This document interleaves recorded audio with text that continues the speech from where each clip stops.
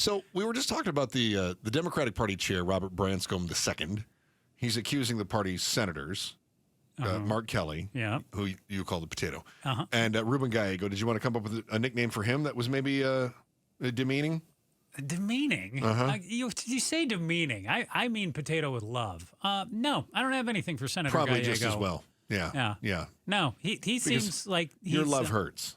Does it? It does, yeah. Really? So Branscombe is saying that these senators are threatening to intimidate him. There is a dispute because you had party members that recommended an executive director for the Arizona Democratic Party.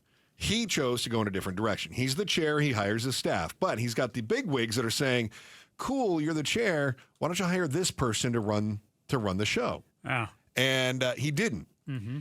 And so then he says, they're being mean to me because I didn't hire who I wanted. Yeah, he's because managed they're to racist. Tick off the top 5 names in the state between Lake, Mays, Fontes, Not Hobbs. Lake is a... I'm sorry. Hobbs. Kelly. No. Kelly, did I say Gallego. Lake? Yeah. Oh. Kelly, Gallego, Hobbs, Fontes, Senator Mays. Potato. What am I doing? Stop it. So anyway, they've all lashed out and they went, what are you doing, man? We have no faith in your leadership anymore. Do you think when they get together in Tucson on Saturday, they're going to call for his head? Are they going to try to out the chair? Or are they just going to go, hey, don't do that again? From what we just heard from John Ryder, I thought it was trending towards they were going to call for his head. And then he had a real about face with us on the phone and said, hey, I don't think this is beyond the point of no return. I think we can still, work this out. Do they need couples counseling? Let's put it this way. I would not be shocked if they call for his head. If he shows up to this meeting, Branscombe, and tries to double down and say, oh, you're all being mean to me. And, you guys are all racist. Yeah. If he shows up and does that, I think they will call for his head. But if they take John Ryder, the former executive director of the Maricopa County Democratic Party's advice, he also is the current executive director of the Resolve to Win, which is an action group. Yeah. If they follow his advice and he's working the phones today as we speak, this could all be ironed out by the time the Democrats have their meeting on Saturday. And then they just hug and everybody gets together and kumbaya. Perfect. All right. Yeah. Do you think they maybe do the Simba thing they pick him up and they do that? Oh, of course. Can't you picture the potato just holding Branscombe like, here we go, the circle of life. Well, yeah, I was thinking, can you feel the love tonight? That'd be good too. You got that one? No, I don't have that one either. Oh, you got nothing to bail me out? You're going to make me sing? That's terrible. That is terrible. Come on, just play something. I don't have any. Go with something. Just put anything. Anything? There you go. There you go. This is better. Okay. Let's see, they'll play that. They'll say, hey, let's talk about the Republicans for a while. So while we watch the Arizona Democrats in what is usually behind closed doors, where they have these little, I'm so angry with so-and-so, right? This is coming up this weekend down in Tucson. They're airing their dirty laundry, which I once had a program director that said, don't air your dirty laundry. Don't do that on the air. Oh, it never ends well. No. It never ends well, right? No. It's not good in our world, it's not good for the station, it's not good for the show. If you and I start getting into, locker room talk on the air. Well, no. If I started saying something, started outing you for, loving your cat too much or something, I don't know. Oh, I was trying to think of dirty laundry. That'd I don't have weird. it on you. But whatever it is, if I started saying, Joe, you're mean to me, you don't give me enough time on the air, this is rude, right? Like, that's not good for anybody. And then I get up and come over there and, sock you in the face. That'd be terrible for you. So it'd be bad. Yeah. So they're doing that now publicly, which is the old rule, don't do that. And it's not ending well. We have talked about the Democrats on the national stage, though. It's not going well for them either. They really have an identity crisis right now. And to the credit of the Republicans, they are doing an incredible job of painting the Democrats into a corner. They're all the woke mob. Everyone who's a Democrat wants to see boys in women's sports and boys in the girls' bathroom. Everyone who's a Democrat wants to see dead Jews on the streets and support Hamas, right? Ooh. This is how, and they're doing a really good job of painting it that way. I know because of the 4 monitors we have in our studio, the one that is directly in front of my face is Fox. And they're doing a wonderful job of reinforcing these points and then painting with a broad brush, okay? Democrats haven't been able to fight back on that. Even Gavin Newsom had to go out and go, I don't know about the trans players in women's sports.